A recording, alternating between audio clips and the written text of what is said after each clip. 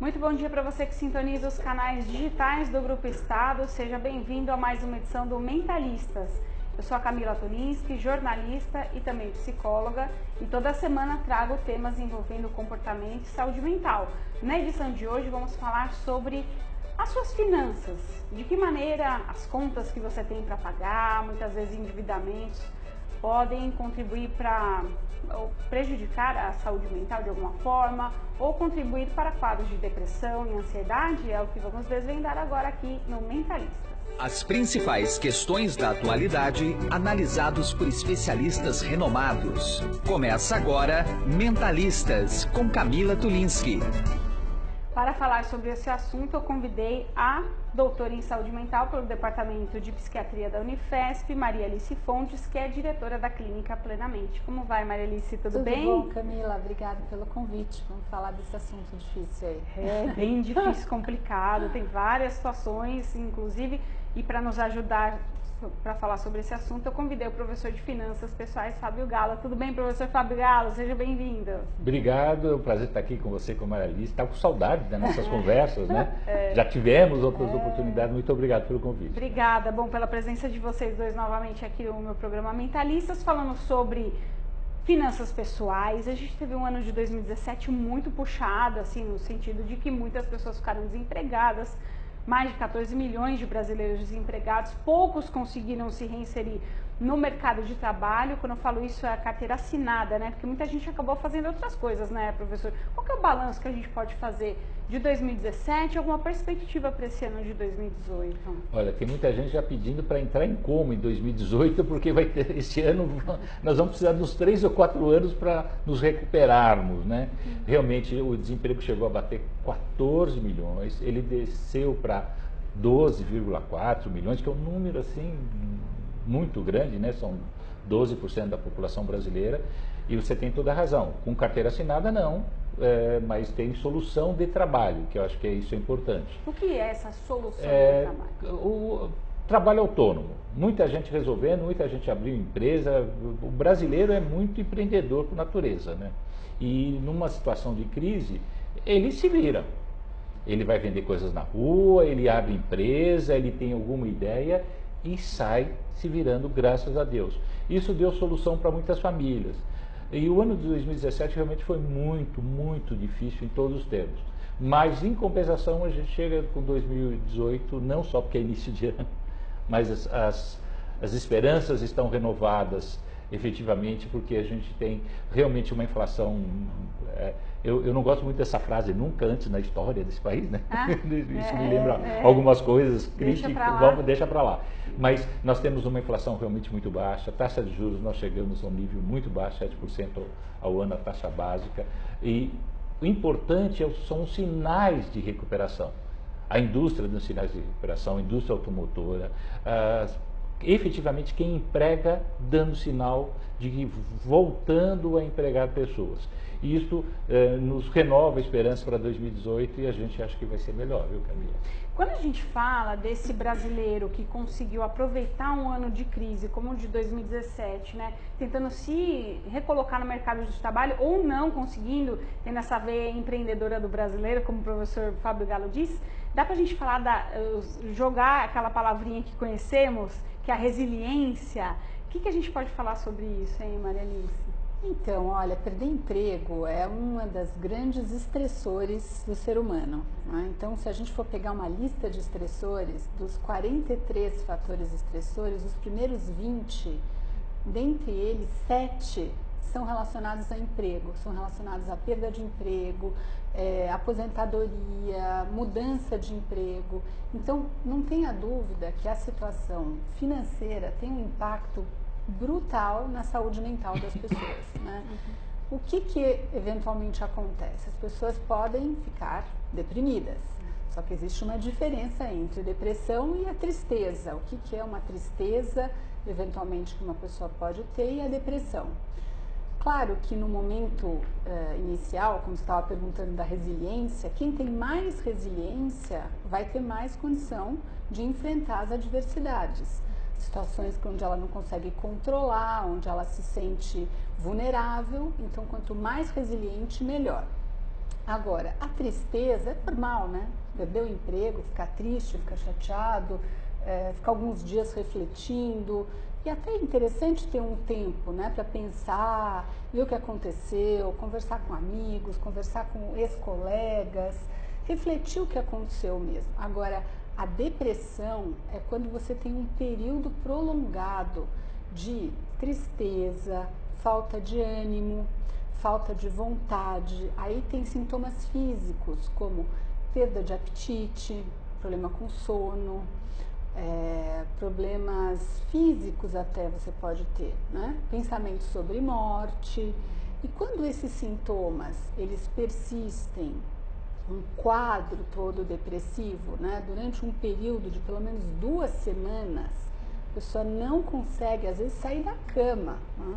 Aí a gente configura um quadro de depressão que precisa de ajuda psicológica. Eu fico pensando se esse tempo na depressão ele é um pouco diferente quando a pessoa não consegue nada, né?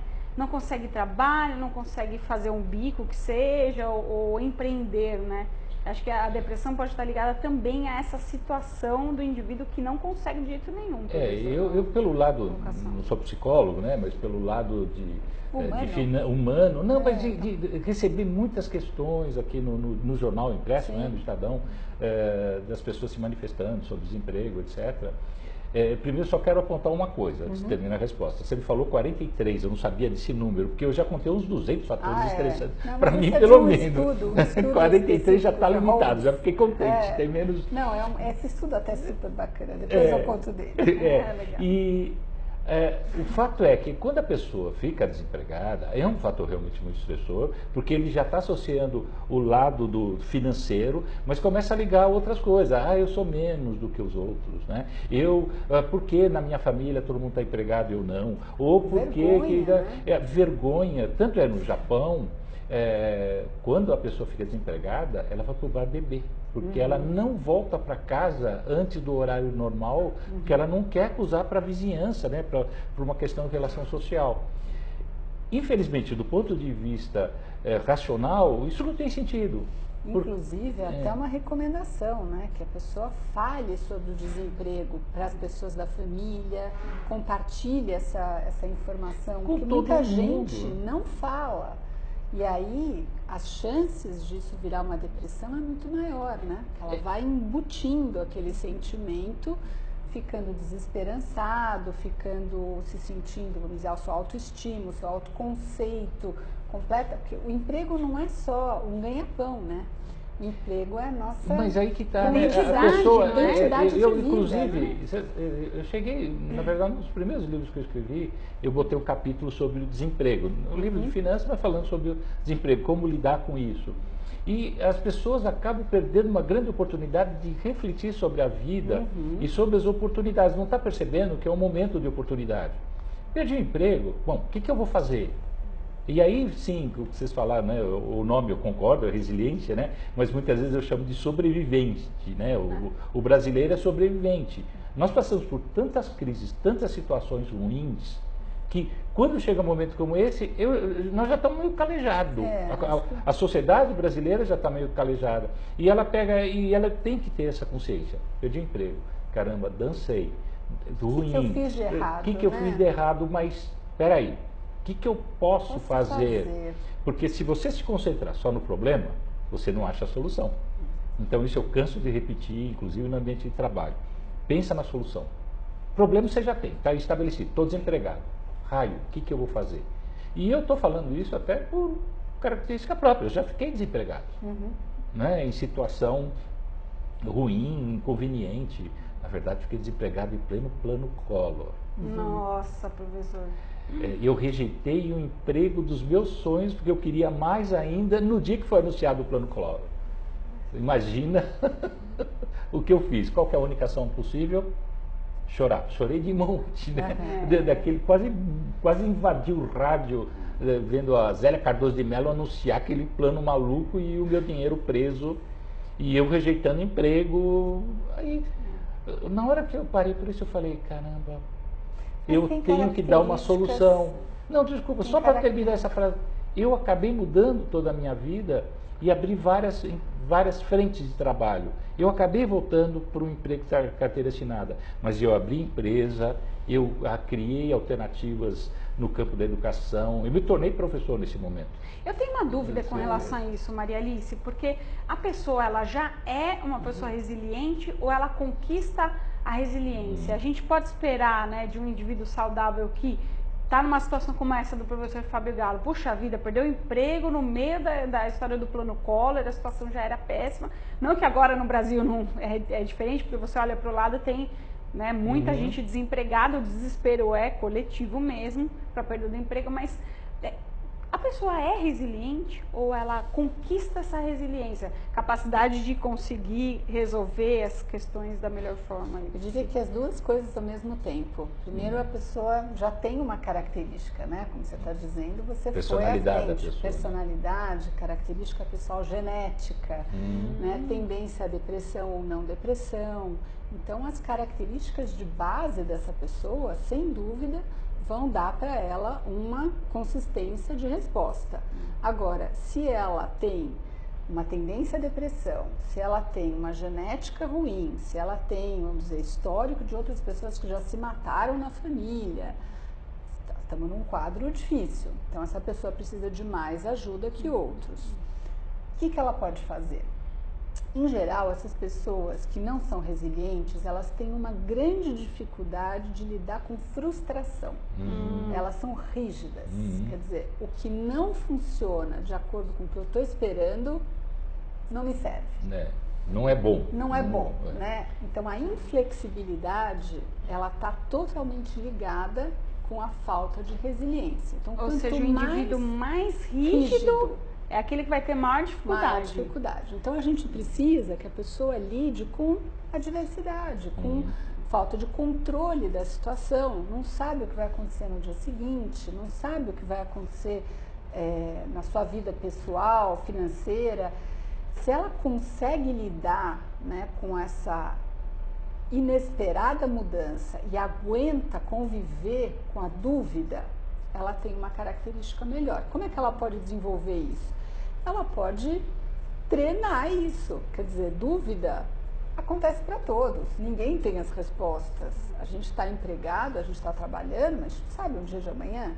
Então, quanto mais as pessoas lidarem com a flexibilidade, com a capacidade de solução de problemas, sem travar, sem se desesperar frente àquilo que ela não consegue controlar, melhor, né? Só acrescentar só uma coisa, nesse ponto que eu acho que realmente, infelizmente, as pessoas mais frágeis acabam cometendo o erro, né? Mas se você se expor um pouco, falar para as outras pessoas, ou procurar aqueles amparos, assim, família, igrejas, ou até, né, os cursos que estão em moda agora, coaching, né, coisas desse tipo, dá certo por quê? Para ser sincero, nem todos os cursos eu acredito plenamente, etc. Tem muita coisa aí tem que saber ruim, escolher, né? Tem que saber escolher e tal. Mas mesmo aqueles cursos ruins, ou até aquelas religiões não tão ortodoxas, vamos falar assim, acabam dando uma resposta nessa hora, porque a pessoa se sente amparada, né? Sim. Se sente amparada e na hora que ela consegue dar aquele gatilho da resiliência, mesmo que não seja a tendência dela, ela vê o outro, ou acaba aprendendo um pouco, ela sai disso, né? A espiritualidade, né? A espiritualidade, ela é bastante associada também com a capacidade de resolução de problemas nos momentos difíceis. Então, a pessoa conseguir aguentar, ter esperança, porque esperança é tudo, né? A gente está, mudança de ano, vamos esperar. O Karnal que escreve na coluna dele, né? Que é muito mais fácil a vida do crente, qualquer seja a religião, do que do agnóstico ou ateu, né? Ele acaba não tendo muita esperança. E quem crê tem naturalmente esperança, porque tem algumas aspirações além do imediato, né? O compartilhar a informação é muito importante, né? Crianças, por exemplo, às vezes os pais não querem falar em casa porque tem vergonha. O que meu filho vai pensar de eu estar desempregado.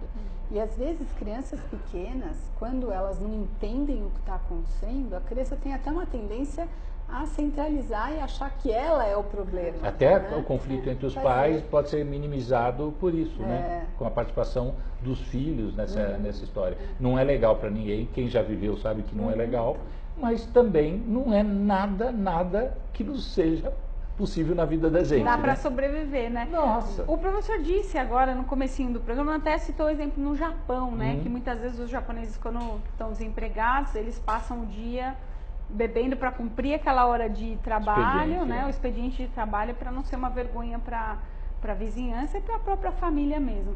E eu queria tocar num ponto, Maria Alice, que são as outras situações que o indivíduo está suscetível, para além da depressão, que no caso é o alcoolismo, né? As pessoas podem acabar indo para o uso de drogas, outras fugas, porque não conseguem um emprego, né? O que a gente pode ressaltar e fazer um alerta aqui no programa em relação a isso? Então, alcoolismo, o abuso de álcool é a primeira coisa, né? Então é a droga mais acessível, é a que está mais disponível, qualquer bar, qualquer lugar perto da sua casa, e ela dá esse certo amortecimento inicial.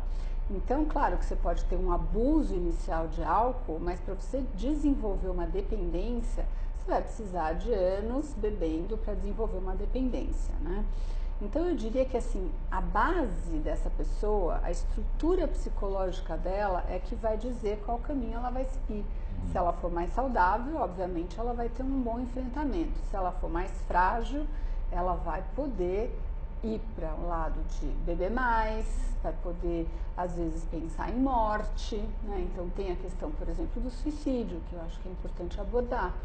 Então, existe risco de suicídio? Existe, mas existe risco de suicídio para quem já tem problemas de saúde mental, já tem uma depressão importante, fala de morte, está desesperançado, tem não só um pensamento recorrente de morte, como eventualmente uma tentativa, né? Já tentou, dirige às vezes de forma imprudente, passa sinal vermelho, enfim, coisas que você vê que a pessoa está testando o seu limite. Então é importante cuidar mesmo, né? Só que eu queria, na verdade, quase transformar em pergunta para as duas, né? Isso não é, como que eu vou dizer, acho que tem que ficar claro para o público que não é só para certas pessoas. O ser humano está muito próximo disso. O meu entendimento é que existe um limiar no sentido que se você realmente for empurrado por uma situação dessa, você cai na armadilha. Eu lembro do trabalho de TCC de curso do meu filho em comunicações, né? Ele fez uma entrevista, na verdade um filme, com um morador de rua da Avenida Sumaré, aqui em São Paulo, né? E começou a entender por que o cara estava nessa situação. E é mais ou menos a narrativa que a gente está colocando, com um agravante, no caso dele é agravante, uma situação, não diria agravante, mas diferenciada. Ele perdeu emprego, problemas financeiros e tal, e a esposa se engajou não é seita, é uma religião, mas uma religião dessas muito radicais, que demandava muito dinheiro para resolver o problema, o problema da família. E começou a vender coisas da casa para doar para aquela religião. O resumo da ópera é que ele acabou ficando num estado tal que não teve saída.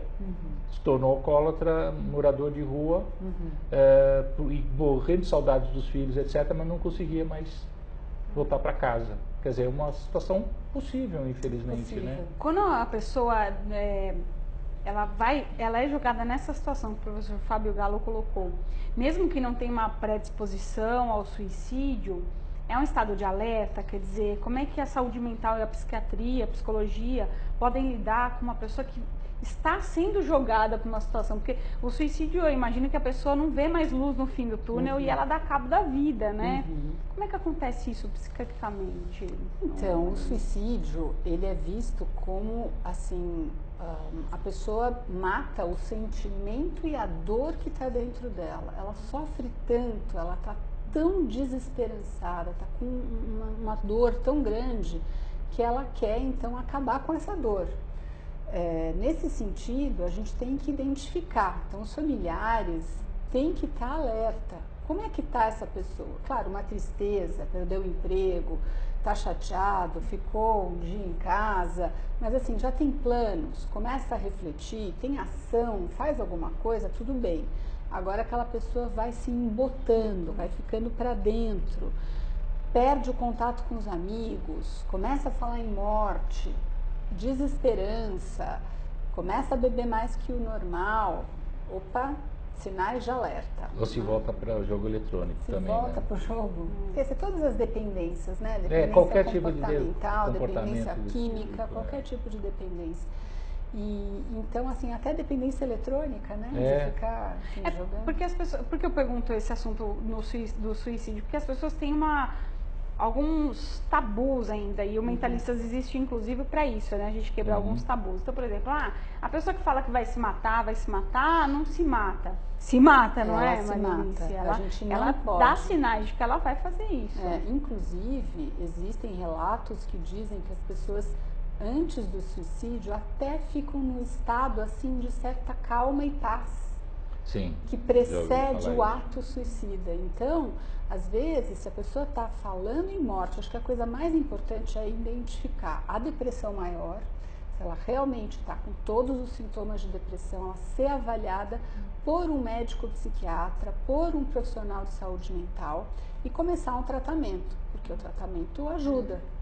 Eu me recordo, professor Fábio Galo, que nessa época do Plano Collor, né, muita gente se matou, né? Eu era mais nova, mais jovem nessa época, mas eu me lembro de empresários que tiveram que demitir todos os funcionários, que não tinham dinheiro para pagar os funcionários e que acabaram se matando porque não tinham como lidar com a situação. São casos de monte, mas não só de empresários, mas de gente que tinha o dinheiro, estava compromissado, por exemplo, pela cirurgia de um familiar, coisa parecida, e ficou preso, coisa, enfim, qualquer desesperança desse tipo, infelizmente, está muito comum. É isso que eu queria repetir um pouco na vida do brasileiro, e a gente precisa ficar muito atento, sim.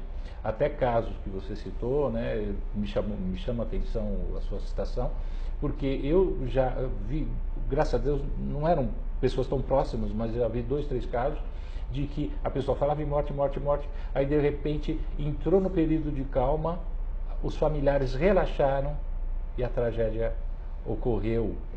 Ocorreu justamente no momento que a família falou, opa, parece que aliviou, parece que aliviou um pouco.